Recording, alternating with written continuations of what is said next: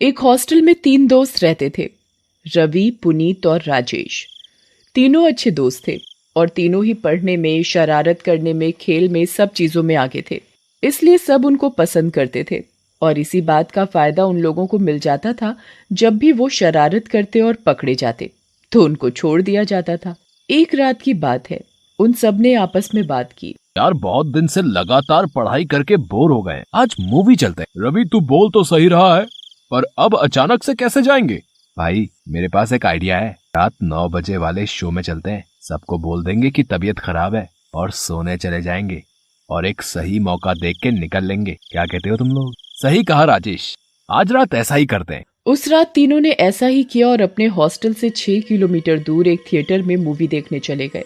उस टाइम या तो वो पैदल जाते या साइकिल से, उनके पास और कोई रास्ता नहीं था, तो वो तीनों एक ही साइकिल पर चल दिए।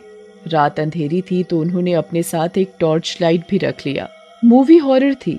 मूवी खत्म होते होते 12 बज गए। सब लोग अपनी अपनी गाड़ियों से, कोई रिक्शे से, कोई अपनी मोटरसाइकिल से, तो कोई अपनी साइकिल से, सब लोग धीरे धीरे अपने घर को चले जाते हैं। पर इनके हॉस्टल का रास्ता दूसरी तरफ था और ये तीनों मूवी देख के बहुत डर गए थे।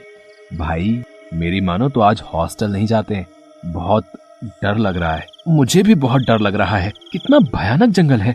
बेटा आज हॉस्टल नहीं पहुंचा ना तो कल क्लास लग जानी है। कुछ भी हो आज हॉस्टल जाना ही होगा। पुनीत सही कह रहा है राजेश, डरने से क्या होगा, मन से डर को निकालते हैं और हॉस्टल चलते हैं। वैसे भी ये सब फिल्में काल्पनिक होती हैं, ये हमारे मनोरंजन के लिए बनाया जाता है और हॉस्टल में भी सब परेशान हो रहे होंगे। जंगल के भूत से तो हम बच जाएंगे, पर हॉस्टल के भूतों से हमें कौन बचाएगा? ऐसा बोलकर तीनों हंसने लगते हैं और साइकिल लेकर हॉस्टल की ओर चल देते हैं। हॉस्टल और थिएटर वाले रास्ते में एक छोटा सा जंगल पड़ता था।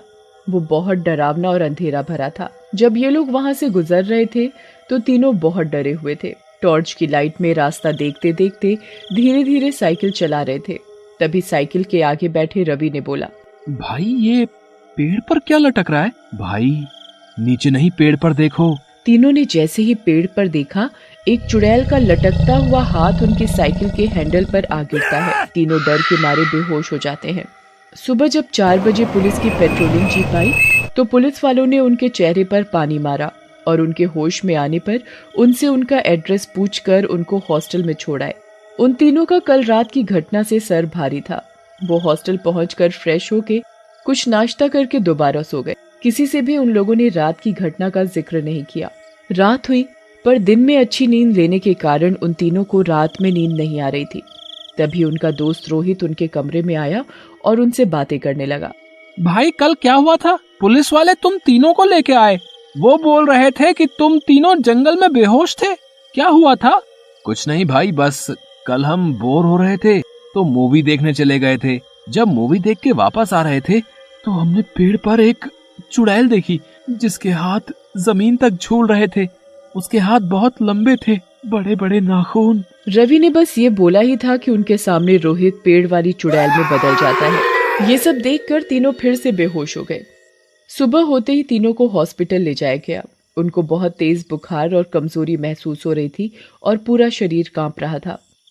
उन तीनों के चेहरे को देखकर यही लगता था जैसे उन तीनों ने कुछ बुरा अनुभव किया है। 2 दिन बीत गए, उनकी हालत में बहुत सुधार हो गया था। एक रात उनके पास नर्स आई। उसने तीनों को दवा और इंजेक्शन लगाकर उनके पास बैठ गई और बोली, अब पहले से कैसा लग रहा है? हम सब पहले से ठीक हैं। चलो अच्छी बात है, तुम सब जल्दी ठीक हो जाओगे। अच्छा बताओ, आखिर तुम लोगों को हुआ क्या था? सिस्टर, हम मूवी गए थे, वहाँ से जब आ रहे थे तो रास्ते वाले जंगल में एक हाथ लटकता देखा। जब हमारी नजर पेड़ पर गई तो हम बेहोश हो गए। पेड़ पर चुड़ैल थी। तब पुलिस वाले सुबह हॉस्टल छोड़ गए, पर उसी रात हमारा दोस्त आया और उसने भी हमसे पूछा तो हमने जैसे ही उसे सब बताया, उसने रूप बदल लिया। वो हमारा दोस्त नहीं, वही चुड़ैल थी। रूप बदलते ही उसने बोला, कहीं यही हाथ तो नहीं, और हम बेहोश हो गए। होश आया तो हम हॉस्पिटल में थे। ये सुनकर नर्स मुस्कुराने लगी। सिस्टर, आप क्यों मुस्कुरा रही हो? क्या बात है? नर्स ने बोला, कहीं यही हाथ तो नहीं था। ये बोलते ही नर्स उस चुड़ैल में बदल गई। उसके भी लंबे लंबे हाथ हो गए और वो हंसने लगी। ये सब देखकर तीनों फिर से बेहोश हो गए। वहीं दूर दरवाजे के पीछे खड़ा एक आदमी ओम प्रकाश सब सुन और देख रहा था। ये सब देखने के बाद उसको बहुत अजीब लगा और वो ये जानना चाहता था कि आखिर उन लड़कों के साथ क्या हुआ था। ओम प्रकाश इन सब के बारे में जानने के लिए जंगल में उस पेड़ के पास गया जहाँ उन तीनों दोस्तों को चुड़ैल दिखी थी।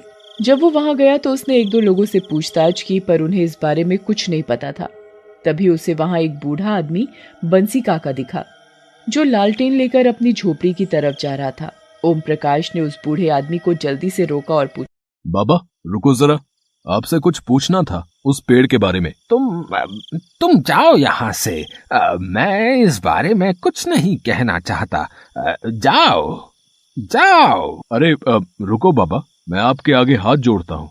बच्चों का सवाल है। 2 दिन पहले पेड़ के नीचे वहाँ उस हॉस्टल के 3 बच्चों की हालत बहुत बुरी हुई। उन बच्चों ने बताया था कि उनके साथ इस पेड़ के पास कुछ दुर्घटना हुई। मेरा मतलब है उन्होंने कुछ भूत चुड़ैल जैसा कुछ देखा, जिसकी वजह से वो 3 दोस्त डर की वजह से सदमे में चले गए। बंसी काका ये सारी बातें बड़े ध्यान से सुन रहे थे। ओह, तो ये सब फिर हो गया। फिर का क्या मतलब? ऐसा पहले भी हुआ है क्या? हाँ बेटा, ये कोई पहली बार नहीं हुआ। ऐसी दुर्घटनाएं पहले भी कई बार हो चुकी हैं। हॉस्टल का कोई भी आता जाता है, उसके साथ ऐसा ही होता है। पहले कुछ घटनाएं होती हैं और फिर वो सदमे में चला जाता है। हॉस्टल के लोगों के साथ ही क्यों? किसी और जगह के लोगों के साथ ये सब क्यों नहीं होता? फिर बंसी काका ओम प्रकाश को पूरी कहानी बताते हैं। बेटा, कुछ साल पहले की बात है। हॉस्टल के कुछ शरारती लड़के लड़कियों को परेशान करते थे और उनको ठीक से पढ़ने नहीं देते थे, और शरारत करके जब पकड़े जाते तो उन बेचारी लड़कियों का नाम लगा देते। एक लड़की थी रेशमा, जो बहुत ज्यादा उन लड़कों की शरारतों से परेशान हो चुकी थी। रेशमा ने उन लड़कों की शरारतों से दुखी होकर इस पेड़ पर आत्महत्या कर ली। तभी से उस रेशमा की आत्मा उस पेड़ के पास भटकती है और इसलिए वो सिर्फ हॉस्टल के लोगों को ही मारती है। अच्छा, ये सारी बात है। बाबा, ऐसे तो वो चुड़ैल इस पूरे हॉस्टल के लोगों को मार देगी। बाबा, इसको नष्ट करने का कोई उपाय नहीं है क्या? हाँ, एक उपाय तो है। इस पेड़ को रात होने से पहले जलाना पड़ेगा। अगले दिन सुबह ओम प्रकाश और बंसी काका दोनों आते हैं और उस पेड़ को जला देते हैं। पर जब बंसी काका और ओम प्रकाश जंगल वापस लौट रहे थे, तभी उन्हें ऐसा महसूस हुआ जैसे कोई उनका पीछा कर रहा है। जैसे ही वो पीछे मुड़े, देखा तो कोई नहीं। दूसरी बार जब किसी ने उन्हें पुकारा, तभी बंसी काका और ओम प्रकाश ने पीछे मुड़कर देखा। वहाँ एक औरत खड़ी थी जो उनसे जंगल के बाहर जाने का रास्ता पूछ रही थी। सुनिए, क्या आपको इस जंगल के बाहर जाने का रास्ता पता है? मैं यहाँ भटक गई हूँ। हाँ, हम दोनों भी जंगल के बाहर की तरफ ही जा रहे थे। आप हमारे साथ चल सकती हैं। वो औरत उन दोनों के साथ साथ चलने लगी। तभी बंसी काका की नजर उस औरत के पैरों की तरफ गई। ध्यान से देखने पर पता चला कि उसके पैर तो उल्टे हैं। वो बहुत चौंक गए। जैसे जैसे उसने ऊपर देखा, उस औरत की आंखें लाल हो गई, उसके बड़े बड़े नाखून हो गए और वो एक चुड़ैल के रूप में आ गई। बंसी काका बहुत डर गए। जैसे ही उसने ओम प्रकाश को बताना चाहा, चुड़ैल ने उसका गला पकड़ लिया। बंसी काका की करकराहती आवाज सुनकर ओम प्रकाश पीछे की तरफ देखने लगा। देखा तो पता चला वो औरत और कोई नहीं, चुड़ैल थी जिसे वो अभी अभी जला कर आए थे। बंसी काका ने जैसे तैसे खुद को छुड़ाया। फिर बंसी काका और ओम प्रकाश अपनी जान छुड़ाते हुए दूसरी ओर भागे और एक छोटे से मंदिर में जाकर छुप गए। वो चुड़ैल वापस कैसे आई बाबा?